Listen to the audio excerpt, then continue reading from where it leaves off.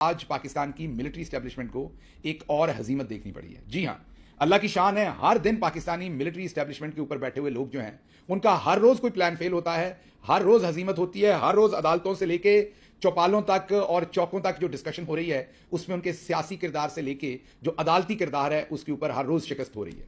آج بھی ایک بدترین دن تھا پاکستانی ملٹری اسٹیبلشمنٹ کے لا ونگ کا, جنہوں نے جعلی کیسز عمران خان پر بنا رکھے ہیں. اور دو کیسز ایسے تھے, آپ کو پتا ہے, کہ جن پر پوری قوم کا سر شرم سے جھکا ہوا ہے. ایک عدت میں نکاح کا کیس بنایا جس میں پاکستان کی خواتین سے لے کے علماء سے لے کے قانون دانوں سے لے کے صحافیوں سے لے کے تمام لوگوں نے لان تان کی. دوسرا کیس جو پاکستانی ملٹری اسٹیبلشمنٹ نے عمران خان پہ بنایا تھا ان کی کریکٹر اسیسینیشن کرنے کے لیے, وہ ٹیرین وائٹ کیس تھا. ٹیرین وائٹ کیس پہلے اسلام آباد کی ہائی کورٹ میں لے کر گئے. ایک جج صاحب نے سنا, انہوں نے کہا یہ قابل سماعت نہیں, بہت ہی بےہودہ کیس ہے, بلو دا بیلٹ ہے, انہوں نے اٹھا کے باہر پھینک دیا. پھر ملٹری اسٹیبلشمنٹ کہاں باز آنے والی تھی.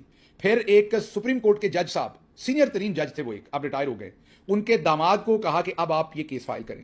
رپورٹڈلی مبینہ طور پر داماد نے اپنے ڈرائیور کا ذمہ لگایا اور ڈرائیور کے نام پر, جی ہاں, ایک سپریم کورٹ کے جج صاحب کے داماد کے ڈرائیور نے عمران خان کے خلاف ٹیرین وائٹ کیس جو ہے وہ اسلام آباد ہائی کورٹ کے اندر دائر کر دیا.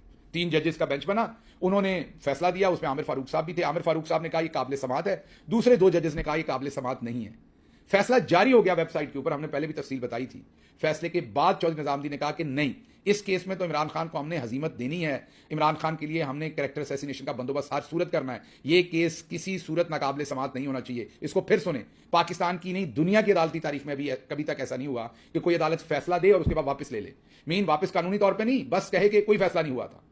تو جو فیصلہ جاری ہوا تھا ویب سائٹ پہ, وہ فیصلہ ڈیلیٹ کر دیا گیا اور عامر فاروق صاحب نے تمام آئین اور قانون کی دھجیاں اڑاتے ہوئے نیا بینچ بنا دیا اور اس کیس کو دوبارہ سماعت کے لیے مقرر کر دیا. یہ کسی نے دنیا میں اس کی مثال نہیں دیکھی, نہ کوئی سوچ سکتا ہے, نہ کمپریہینڈ کر سکتا ہے, یہ ہو نہیں سکتا. کیونکہ ایک عدالت ایک دفعہ فیصلہ دیتی تو اپیل سن سکتی ہے اس فیصلے کو, تو انہوں نے کہا کہ وہ فیصلہ ہوا ہی نہیں تھا, حالانکہ ویب سائٹ پہ جاری ہوا ہے فیصلہ, لوگوں کے پاس وہ فیصلہ موجود ہے. بہرحال اللہ کی شان, ایک پلان انسان کرتا ہے اور ایک اللہ کرتا ہے. اللہ نے کوئی اور پلان کیا ہوا تھا. اللہ کی شان یہ ہوئی کہ عمران خان نے انکار کیا ملٹری اسٹیبلشمنٹ کے سامنے, اس کے پیچھے عمران خان کی پوری قوم نے انکار کیا. 8 فروری کو پوری قوم ایک طرف ہو کر انہوں نے ووٹ بتایا اور عمران خان کو 180 سیٹیں دی, اور اس سے سب کو پتہ چل گیا کہ کوئی کتنا مرضی ظلم کر لے, اگر آپ ظلم کے سامنے کھڑے ہونے کی ہمت کر لیں تو پھر کوئی نہیں ہرا سکتا. ان حالات کے اندر 6 ججز نے خط لکھ دیا. اب یہ وہ ٹرننگ پوائنٹ تھا, جہاں پر چودھری نظام الدین کا کیا ہوا تمام جو گڑھا کھودا ہوا تھا اس پہ وہ خود گرنے جا رہے تھے. جب ججز نے خط لکھا اور کہا کہ پاکستان کی intelligence agency, premium intelligence agency ISI جو ہے وہ ہمیں دھمکاتی ہے, ہم سے زبردستی عمران خان کے خلاف کیسز کے فیصلے کرواتی ہے. یہاں یہ بڑی امپورٹنٹ بات ہے کہ یہ وہ کیس تھا جس کی میں آج بات کر رہا ہوں, جس کا فیصلہ آج اسلام آباد ہائی کورٹ نے کیا ہے. یہ وہ کیس تھا جس کے بارے میں 6 ججز نے جب خط لکھا تھا تو خط کا آغاز ہی اس کیس سے کیا تھا. جو خط لکھا تھا اس کے اندر شروع میں بتایا تھا کہ انہوں نے کہا تھا کہ یہ وہ کیس ہے جس کے اوپر ہمیں کہا گیا تھا کہ فیصلہ کیا کرنا ہے. اس کیس سے بدترین پریشر تو شروع سے ہوتا ہے, لیکن وہ جو بدترین پریشر ڈالنے والا کام تھا نا, وہ جو ججز کے رشتہ داروں کو اٹھایا تھا, ان کو کرنٹ لگایا تھا, اغوا کر لیا تھا. پہلے جج صاحب کے بیٹے کو اٹھانا تھا, پھر ان کے بردر ان لا کو اٹھا لیا, بیٹے کو نہیں اٹھایا, اس کو کرنٹ لگایا, ججز کے کمروں میں ان کے بیڈ رومز کے اندر ویڈیو کیمرے لگائے, ان کے گھروں میں بم پھینکے, وہ یہ سب کچھ تھا. یہ وہ کیس تھا جس کے اوپر سب کچھ شروع ہوا تھا. تو بہرحال ججز نے اس تمام پریشر کو لیا اور اس وقت بھی کہا کہ قابل سماعت نہیں ہے. لیکن عامر فاروق صاحب سے یہ کیس رکھوایا گیا پھر بھی, اور اب سال کے بعد دوبارہ یہ کیس بینچ میں لگا. اور اللہ کی کرنی کیا ہے کہ جن ججز نے سنا 3 نے, کیونکہ اسلام آباد ہائی کورٹ میں ججز ہی 7-8 ہیں ٹوٹل, تو جن ججز 6 نے خط لکھا ہوا ہے, 6 ججز ان میں سے بیٹھے تھے, وہ تو پہلے ہی بتا چکے تھے کہ پچھلی دفعہ ہم نے جو فیصلہ دیا تھا اس پر ہمیں کس طریقے سے اس کیس کے اوپر پریشر ڈالا گیا تھا. اور ان 2 ججز نے تو پچھلی بار بھی, اسلام آباد ہائی کورٹ کے 2 ججز نے پچھلی بار بھی اس کو ریجیکٹ کیا تھا کہ قابل سماعت نہیں. اب 3 ججز کا بنا اور اس میں اس دفعہ عامر فاروق نہیں تھے. تو تینوں ججز نے یک زبان کہا, کیس شروع ہوتے ہی پریلیمنری آرگومنٹ میں انہوں نے کہا کہ بتائیں یہ کیسے قابل سماعت ہے. جواب کوئی نہیں تھا پروسیکیوشن کے پاس, کیونکہ عمران خان کی کریکٹر اسیسینیشن ہی کرنی تھی نا, اور تو کوئی پلاننگ تھی نہیں. عدالت نے اٹھا کے اس کیس کو باہر پھینک دیا. ودن 5 منٹس اس کیس کو قابل سماعت ناقابل سماعت قرار دے کے فارغ کر دیا. اچھا, اب اس کیس کے فیصلے کے بعد ایک تو اس کیس کو بنانے والوں کی ہزیمت ہوئی ہے, جو بنوانے والے تھے پاکستان کی ملٹری اسٹیبلشمنٹ, جنہوں نے یہ کیس بنوایا, ان کی آج بہت بڑی ہزیمت ہے کہ تمام تر کوشش کے باوجود عدت میں نکاح کا کیس بھی ابھی تھوڑے دنوں میں آپ کو اڑتا ہوا نظر آئے گا انشاءاللہ عدالتوں میں, اور یہ دونوں کیسز بنوانے والے جو ہیں وہ آپ دیکھیں گے کہ جنہوں نے عمران خان کی ذلت کا خواب سوچا تھا, ان کے لیے اپنے لیے اللہ نے کیا بندوبست کیا. لیکن ہیونگ سیڈ دیٹ, اس میں ایک بہت بڑی نشانی ہے, ایک بہت بڑی, اس میں یہ کہوں گا کہ بہت بڑی پنشمنٹ ہے آج انفارچونیٹلی جسٹس عامر فاروق صاحب کے لیے بھی. وہ آج چیف جسٹس ہیں ہائی کورٹ کے, اسلام آباد ہائی کورٹ کے, اور انہوں نے تمام اخلاقیات بھی کہوں گا عدالتی اور عدالتی قوانین کی دھجیاں اڑاتے ہوئے اس ناقابل سماعت کیس کے فیصلے کو जारी करने के बाद वापस लेके इसको दोबारा बेंच में रखा, उनके पल्ले क्या पड़ा आज, उनको अब तारीख कैसे याद करेगी। तो ये बदतरीन काम हुआ। अच्छा जी, दूसरा जो केस, दूसरा और तीसरी खबर भी आज इस्लामाबाद हाई कोर्ट से ही है। एक तो अहमद फराद साहब जो लापता हैं, शायर हैं, सहाफ़ी हैं, उनके केस की समाअत आज दोबारा हुई, जिसमें सेक्रेटरी दाखिला को बुलाया था और सेक्रेटरी दिफा को बुलाया था। और आज एक दफ़ा फिर गालिबन सेक्रेटरी दिफा हाजिर नहीं हुए, वो क्योंकि आपको पता है कि वो चोजन है, और बाकी तो बेचारे laser sons and daughters of God हैं, जो बाकी लोग हाजिर होते हैं वो तो नहीं आ सकते। तो सेक्रेटरी दिफा साहब ने आने से एक दफ़ा फिर इनकार किया। अब अदालत ने उनको दोबारा बुलाया। एक तो मुझे ये रवैया समझ नहीं आता कि आप एक तरफ बड़े असूल पसंदी के दावे करते हैं, अदालत आपको बुलाती है, आप आते नहीं है। बहरहाल अटॉर्नी जनरल ने आज सफ़ेद झंडा लहराया है अदालत में।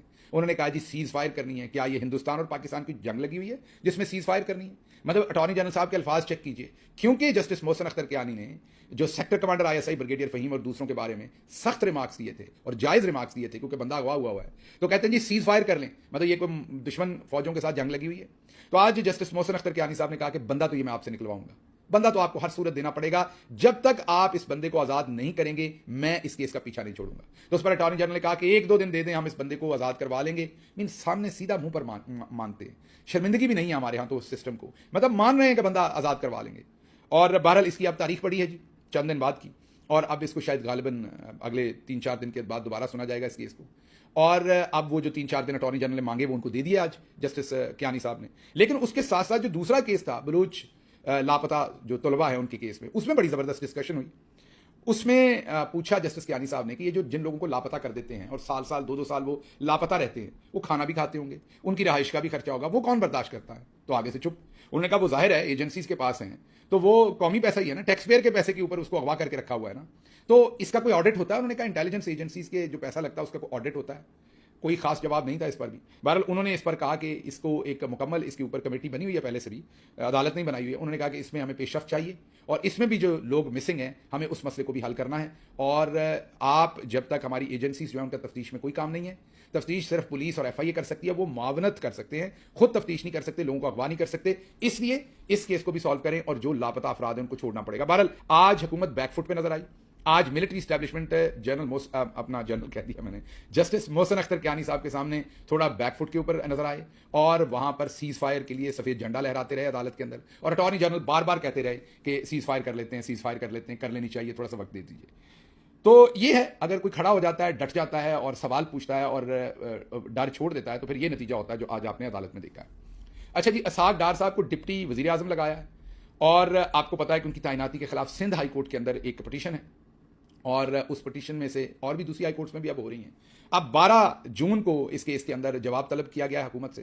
कहा जाता है कि सिर्फ डिप्टी प्राइम मिनिस्टर बनाने पर उनके ऊपर 90 लाख रुपया, ये रिपोर्टेडली है, मुबैना तौर पर कहेंगे क्योंकि पटिशनर ने ये क्लेम किया है कि 90 लाख रुपया माहाना उनके ऊपर खर्च आएगा सिर्फ डिप्टी वजीर आजम के लिए। उसके अलावा वो जाहिर है फॉरेन मिनिस्टर भी हैं, उनके फॉरेन ट्रिप्स भी होंगे, दूसरी बातें, लेकिन सिर्फ डिप्टी वजीर आजम के लिए उन पर 90 लाख रुपए मुराद का अलग से खर्च होगा। ये भी मैं आपको बता दूं कम होगा, क्योंकि उनका दफ्तर बनेगा, सेक्रेटेरिएट बनेगा, वो सब कुछ होगा, तो बहुत ज्यादा खर्चा होगा। अब जवाब मांगा गया है कि बताइए इसके ऊपर आपका क्या ख्याल है, क्यों लगाया डिप्टी वजीर आजम जब पाकिस्तान के कानून में गुंजाइश नहीं है।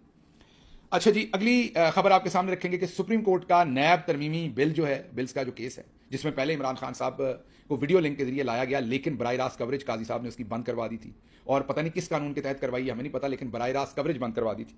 उस केस की अब दोबारा समाअत 30 मई को रख दी गई है। हमें तो लग रहा था शायद अब काजी साहब इसकी समाअत ही ना करें कभी। इमरान खान साहब दोबारा वीडियो लिंक के जरिए उसमें पेश होंगे मुद्दई के तौर पर। देखते हैं इस दफा इमरान खान साहब को बात करने दी जाती है कि नहीं। पिछली बार तो बात नहीं करने दी गई थी, और उसके साथ साथ जो दूसरा प्रॉब्लम है कि लाइव ब्रॉडकास्ट भी नहीं होने दी गई थी, तस्वीर लीक हो गई थी। अब देखते हैं कि इस दफा मिलिट्री स्टैब्लिशमेंट क्या करती है और ये सारा कुछ किस तरीके से हैंडल होता है। अच्छा जी, अगली खबर जो है वो गुजरांवाला से इंसदाद दहशतगर्दी की अदालत से है। इमरान खान साहब के ऊपर वजीराबाद में हमला हुआ था, जानलेवा हमला किया था, लेकिन अल्लाह ने इमरान खान की जिंदगी बचा ली थी। उसमें 2 मुल्जमान को आज अदालत ने बरी कर दिया। हालात देखें, इमरान खान के ऊपर जिन्होंने कातलाना हमला किया उनमें से 2 मुल्जमान को आज अदालत ने बरी कर दिया। कहा जी सबूत नहीं है। ओके, पुलिस कभी चाहती नहीं थी उनके खिलाफ सबूत या तफ्तीश करना। इमरान खान के ने तो जैसे कहा हुआ है कि अगर असल मोहरे उसके सामने आ जाएं उस केस के, तो फिर बहुत बड़ा पंगा हो जाएगा। तो जाहिर है उनको छोड़ना था, बरी करना था। तो ये भी आप हालात देख लें क्या है कि इमरान खान के ऊपर जिन्होंने कातलाना हमला किया था उन 2 मुल्जमों को आज बरी किया गया है।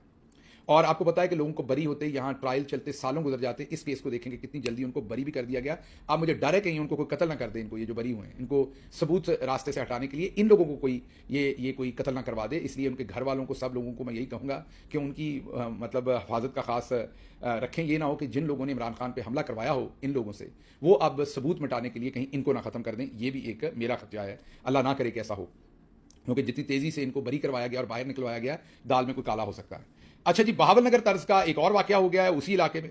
نون لیگی ایم پی اے رانا عبد المنان ساجد نے اسسٹنٹ کمشنر کو کی پٹائی کروائی ہے. جی ہاں, یہ بھی غالباً صدیق جان صاحب کی یہ سٹوری ہے. اور اس میں حیرانی کی بات یہ ہے کہ جب اسسٹنٹ کمشنر صاحب کو پٹائی ہوئی ہے تو ان کا جتنا بھی عملہ یا دوسری بیوروکریسی ہے وہ ان کے ساتھ کھڑے ہونے کی بجائے وہ نون لیگی ایم پی اے کے ساتھ کھڑے ہیں, کیونکہ سب کو اچھی پوسٹنگ چاہیے, پرائز پوسٹنگ چاہیے. تو بیوروکریسی کس حد تک, پہلے تو یہ جو کرپٹ مافیا آئی تھی اوپر ہمارا چودھری نظام الدین, وہ استعمال کرتا ہے بیوروکریسی کو اپنی طاقت, اپنا تسلط قائم رکھنے کے لیے بیوروکریسی کو استعمال کرتا. تو پہلے تو انہوں نے بیوروکریسی کو بیس کیا عوام اور بیوروکریسی کا جو رشتہ ہوتا ہے اس میں بیوروکریسی کو عوام کے لیے بیس کیا. اسی کے ساتھ ساتھ چودھری نظام الدین کے ساتھ ساتھ جو بڑے فیوڈلز اور صنعت کار ہیں انہوں نے حکومتوں میں آ کے بھی یہی کیا, بیوروکریسی اور پولیس کو ڈی سینسٹائز کر دیا ٹورڈز پبلک. اب حالت یہاں تک آ گئی ہے کہ بیوروکریسی ایک دوسرے کے لیے بھی ڈی سینسٹائز ہو گئی ہے. بیوروکریسی ایک دوسرے کے لیے بھی اب کوئی خیال نہیں کر رہی, کوئی کسی قسم کی ان کی ہمدردی نہیں ہے کسی اپنے بندے کے ساتھ بھی اس کے ساتھ ظلم ہو تو. اچھا جی, اگلی خبر آپ کے سامنے دیں گے کہ پنجاب اسمبلی کے اندر ہتک عزت کا قانون پاس کروا لیا گیا. چند دن پہلے ہم نے آپ کو بتایا تھا اس ہتک عزت کے قانون کے بارے میں. کاظم خان جو ڈیلی ٹائمز کے ایڈیٹر ہیں, بہت ہی مایہ ناز جرنلسٹ ہے کاظم خان. آپ اکثر کہتے ہوں گے میں بہت کریٹیکل ہوتا ہوں, جیسے انصار عباسی صاحب کو, دوسروں کو, سب کو میں لفافہ کہتا ہوں, تو آپ اکثر سوچتے ہوں گے کہ میں کسی کی تعریف بھی کرتا ہوں. بالکل کرتا ہوں, ان میں کاظم خان بھی ایک آدمی ہے. حالانکہ کرٹک بہت سارے کرٹیکل پیسز لکھتے ہیں, بہت کرٹک ہیں وہ ہمارے, ایک نون لیگی بہت بڑے لیڈر کے قریبی عزیز بھی ہیں وہ, لیکن کیونکہ وہ ایمانداری سے صحافت کرتے ہیں تو میں کس طریقے سے ان کے خلاف بات کر دوں. تو کاظم خان صاحب جو ہیں انہوں نے بھی اس کے اوپر رپورٹ کیا ہے, اور آپ کو چند دن پہلے بھی ہم نے بتایا تھا کہ یہ بل لایا جا رہا ہے 2024 ہتک عزت بل. یہ بنیادی طور پر باجی مریم کے لیے لایا جا رہا ہے. جی ہاں, اب کیونکہ صحافیوں نے باجی مریم کے کرپشن کے اسکینڈلز لانے ہیں تو یہ نیا بل لایا گیا ہے جس میں کہا گیا ہے کہ چند مہینے کے اندر, 3-4 مہینوں کے اندر سزا دے دی جائے گی. اگر آپ کی خبر غلط ہوگی تو آپ کو 6 مہینے کی شاید سزا دی جائے گی جیل کی, اور آپ کو 30 لاکھ تک جرمانہ کیا جائے گا. یہ انتظام کیا گیا ہے کہ اب پنجاب کے اندر کوئی صحافی جرت نہ کرے کہ وہ یہ خبر دیں. تو حالت دیکھ لیجئے کہ ایک کتنی پیش بندی کرتے ہیں. کرپشن کی ایک تو پیش بندی کی ہے, کرپشن کی ارینجمنٹ تو سارا یہ کرتے ہی کرتے ہیں, لیکن اس کے ساتھ ساتھ غور کریں کہ اس کرپشن کے اوپر کوئی انگلی بھی نہ اٹھائے, اس کی بھی پیش بندی وقت سے پہلے کی ہوئی ہے.